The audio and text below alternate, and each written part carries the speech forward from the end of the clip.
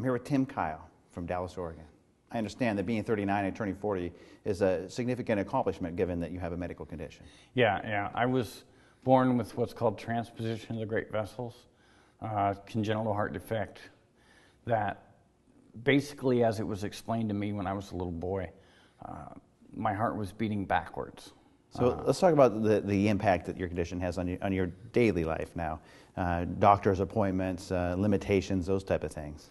Well, yeah, now I would say since July of '09, my condition has worsened, and it's gotten to the point that I have to wear oxygen on a regular basis to supply enough oxygen for me to exercise. My limitations are I can probably walk 150, 200 feet before I have to stop and rest. And it's not enough to normally function. I can't walk up flights of stairs. Are you on a series of medications as well? Oh yeah, I take, right now, I probably take 16, 17 pills a day. Probably stopped you from being able to work, right? Yes, yeah.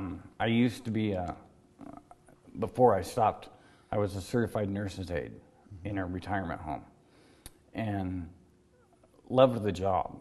It's instant gratification for work, to make an elderly person smile and make sure their day's going good. It was satisfying. But it was a lot of work, a lot of fast-paced, moving up and down the hallways, picking people up, always on the go. And I just couldn't do it anymore. So where has that left you? Because I imagine that your medical treatments and medications are all very expensive. So how do you make ends meet now? Well, I'm on disability, so I get paid once a month, which has been difficult. But I live, within my means. I have now a wife, and I actually have 4 kids now. I have 2 teenagers and then 2 little ones, 1 and 2-year-old. And it's a struggle, but we make it. We pay our bills, and I had medical insurance through OHP, which was covering me and my kids, and everything was fine. Well, at the end of 2011, apparently my disability payments were too high for me to be eligible for the Oregon Health Plan. So I understand that the Clackamas County Peace Officers Benevolent Foundation stepped up to help you cover that lapse. Is that right? Yes, they did. So so the help from the Benevolent Foundation helped you close this gap, and when you get through some legal loopholes, you'll be on a list very soon. Yeah, oh, good. Yeah.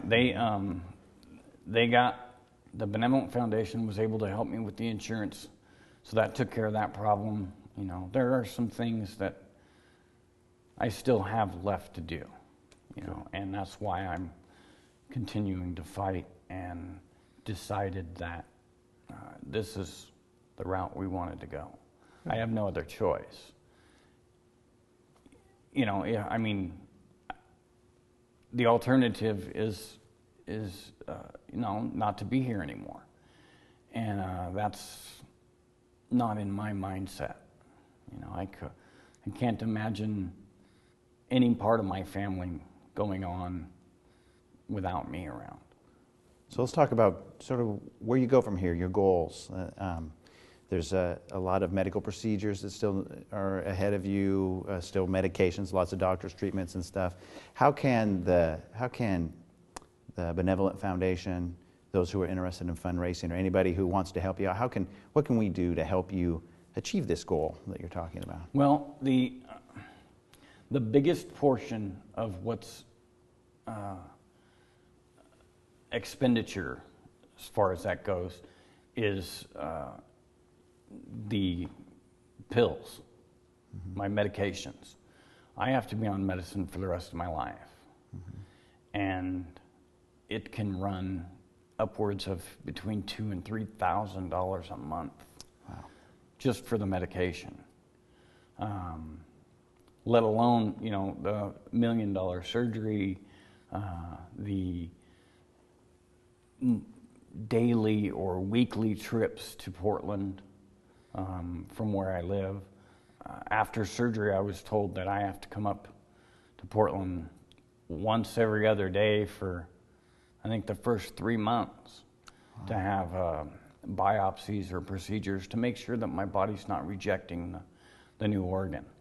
So how can people help you out? They could donate money to the through the Clackamas County Peace Officers Benevolent Foundation. Through the Benevolent Foundation, there's, I believe it's Wells Fargo. Wells Fargo has a fund set up for you. Has an account. And is it under your name? Is that right? It is. It's Tim Kiel.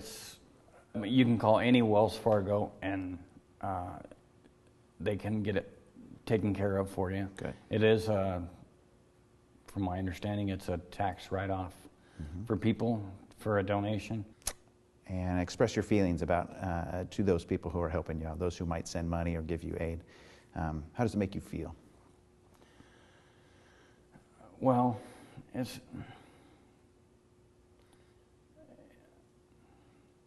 in my situation. How do you say thank you for life? Because without your help and without what people are doing for me, I wouldn't be able to have the surgery that I'm going to have and go on with my life.